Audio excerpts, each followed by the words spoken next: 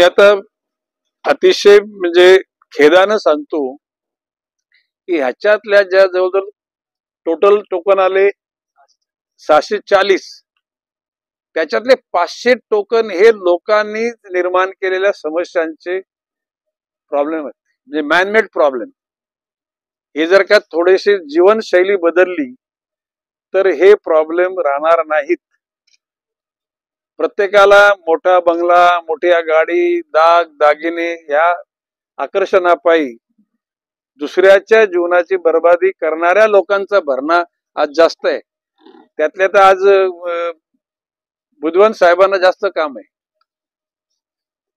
पवार साहेबांना सुद्धा भरपूर काम आहे. पवार साहेब म्हणजे मी म्हटलं सोमवार, मंगळवार, बुधवार असे 4 दिवस सकाळी 9 वाजल्यापासून तर मला वाटतं रात्री 9 वाजेपर्यंत हे सगळे सॉर्टिंग करायला लागेल कोणाला. आता बाब असे की मला ह्या गोष्टीचा तसा आनंद नाही वाटत. आनंद वाटतो की लोक समस्या घेऊन येतात. काही लोकांच्या डोळ्यातून अश्रू आले. It was very difficult to bear. म्हणजे लिटरली आपल्या डोळ्यातून पण अश्रू यायचंच बाकी राहिलं. म्हणजे आता आपण रडलो तर ते लोक ते कोमल मनाची माणसं. मी कठोर आहे, परंतु हे ज्याला माणसाने स्वतःच्या स्वार्थाकरता दुसऱ्याच्या जीवनाचा विचार न करता ज्यावेळेला असे वागतात त्याच्यातून या समस्या जास्त निर्माण. नॅचरल प्रॉब्लेम फार कमी आहेत. आपसामधले मतभेद, कुटुंबातले भाऊ भावाला म्हणजे बर्बाद करायला निघालेले. आणि खरं म्हणजे तर मी या सगळ्या अधिकाऱ्यांचे कौतुक करतो.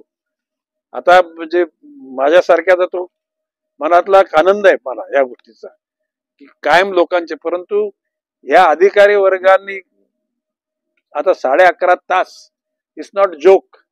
म्हणजे खरं म्हणजे तर कोणी जेवला पण नाही, खावला पण नाही. जेवला कोणी नाही जेवला.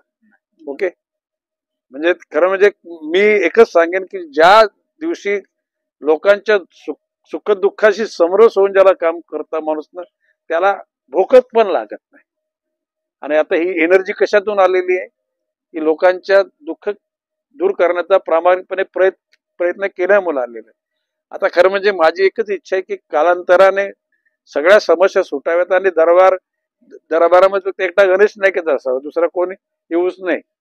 म्हणजे सगळ्यांच्या समस्या सुटलेल्या असतील तो मला आनंदाचा दिवस असेल. नाही, हे बघा बाब अशी आहे की या महानगरपालिकेमध्ये कोणी प्रथा सुरू केली मला माहित नाही.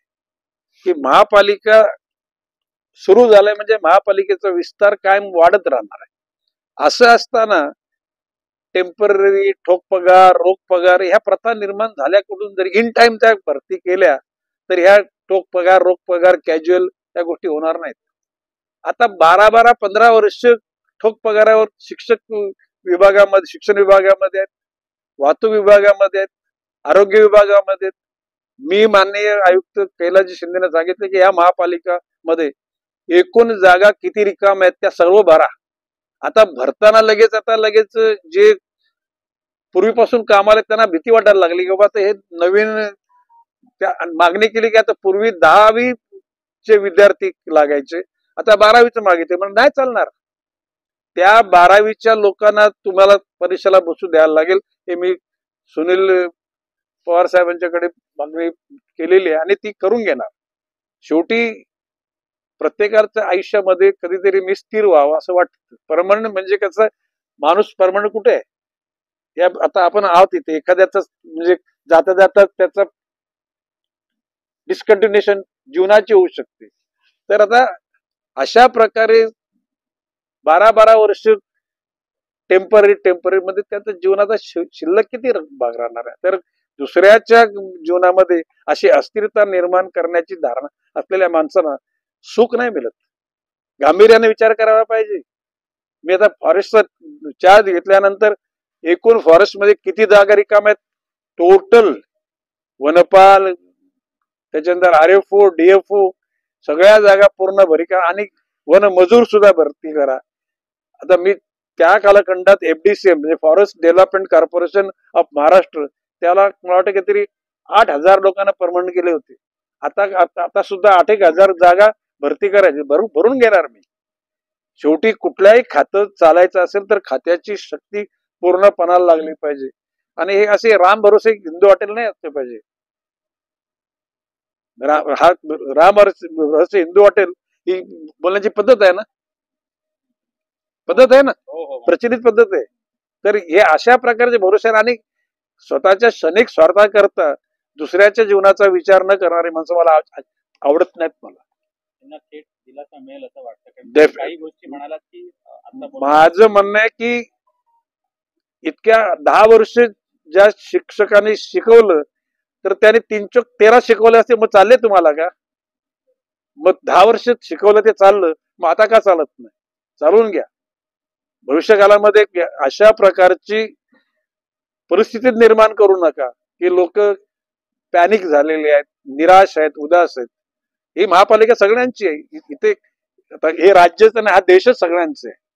प्रत्येकाला जबाबदारी दिलेली त्या प्रत्येक नेता त्या कालखंडात असतो, कॅप्टन असतो. परंतु दुसऱ्यांचं योगदान नाही असं कोणी म्हणण्याची गरज नाही. सगळ्यांचं योगदान आहे. या सर्व लोकांना जर त्याने दिलासा मिळण्याकरता आणखी 100 कोटी रुपये खर्च करायला लागले दर वर्षभरात, नो प्रॉब्लेम, आपण करून घेऊ. ते महापालिकेचं उत्पन्न जे कुठे कुठे लिकेज आहेत ना, ते सगळे मला माहिती आहेत. त्या सगळ्या दुरुस्त्या करून टाकू आपण. आणि बाब अशी आहे की 1995 ज्याला मी पालकमंत्री झालो त्याला ठाणे जिल्ह्यामध्ये सुमारे 5 लाख अनधिकृत बांधकामं होती.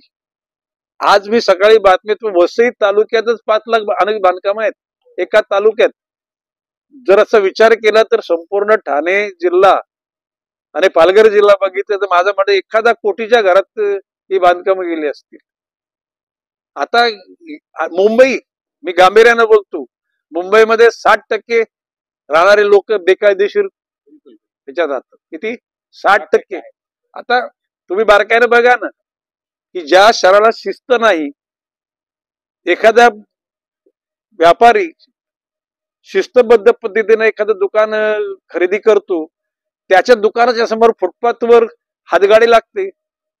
RRची बनियान या दुकानात पण तोच भाव आणि तिथं पण तोच भाव. तो फुटपाथवरच्या त्याला काय सेल टॅक्स, GST काय द्यायला लागत नाही, लाईट द्यायला लागत नाही, त्याला कॉर्पोरेट टॅक्स, सगळ्या टॅक्स द्यायला लागतात. अशा प्रकारची व्यापाऱ्यांची कुचंबना करणारी सिस्टीम सुद्धा नालायकच आहे. अरे अशी सिस्टीम निर्माण करणारे राज्यकर्ते सुद्धा नालायकच आहेत. आणि म्हणून मी स्पष्ट म्हटलेलं आहे, फुटपाथ, फेरीवाला मुक्त फुटपाथ, हातगाडी मुक्त रस्ता, भिकारी मुक्त सिग्नल आणि म्हणजे तृतीयपंथी मुक्त रस्ता, अशा प्रकारची भूमिका. आणि त्याकरता यांना काय खाकलून नाही द्यायचे. या घटकांना त्यांचं जीवन सुकर करण्याकरता. आता मी बोललेलो आहे की आपल्या शहरामध्ये जितके फेरी, त्याचे 50% फेरीवाले आपल्या शहरातले नाहीत. मुंबईच्या आणि आजूबाजूच्या सगळ्या, म्हणजे ठाणे, इकडे कल्याण, इकडे पनवेल, या इकडचे लोक सगळे आपल्याकडे येतात. मी मान्य आयुक्तांना सांगितले सगळ्यांचे परवाने चेक करा. जे या ठिकाणी नवीन नूतनीकरणाच्या नावाखाली या सगळ्यांचा सर्च घ्या. जे आपल्या शहरातले ना त्या लोकांना दुसरीकडे पाठवा. ऑन द कॉन्ट्री, मी पालकमंत्री त्याला असताना मी आपल्या शहराकरता स्वतंत्र पोलीस स्टेशनची मागणी केली, ती मंजूर झालेली आहे. त्यामध्ये म्हणजे पोलीस कर्मचारी, PSI, PI, ACP, DCP लेवलचे. आता फुटपाथवर हातगाडीवाले येतात किंवा फेरीवाले, मी तर आरोप करतो की ह्या महापालिकेचेच काय अधिकाऱ्यांची त्यांची साठे लोटेत. ज्याला महापालिकेची कारवाई करायला गाडी निघते ती इथून फोन लागतो, त्याला सगळे ते रफादफा होतात. मी असं म्हटलेलं की त्या ठिकाणी राऊंड क्लॉक 12 तास एक महापालिकेचा कर्मचारी आणि पोलीसचा कर्मचारी तिथे स्टेबलच होऊ द्यायचं नाही. पट्ट मला माझी तुम्हाला एकदा स्टेबलच होऊ दिला नाही म्हटल्यानंतर माणूस 2-3 दिवस बघतो, नंतर बाबा नाही इथे जमणार, माणूस तिथून निघून जातो. नवी मुंबईमध्ये लोक राहायला येतात कारण अजून सुद्धा त्यातल्या त्यात फुटपाथ, रस्ते म्हणजे टपरी मुक्त, फेरीवाले मुक्त आहेत. परंतु हे जर अशा प्रकारचं जर चालू राहिलं तर नवी मुंबई शहराचं आकर्षण होणार राहणार नाही. आणि हे युनिफाईड DCR जो वाढवलं FSI ना, हा महामूर्ख लोकांनी घेतलेला निर्णय असं माझा दावा आहे. तो कोणी घेतला असेल ना, अरे तुम्ही त्या ठिकाणी शहराच्या इन्फ्रास्ट्रक्चरची एकूण बाजू लक्षात घेता इतका एफएसआय कुठल्याही शहराला परवडणारा नाही.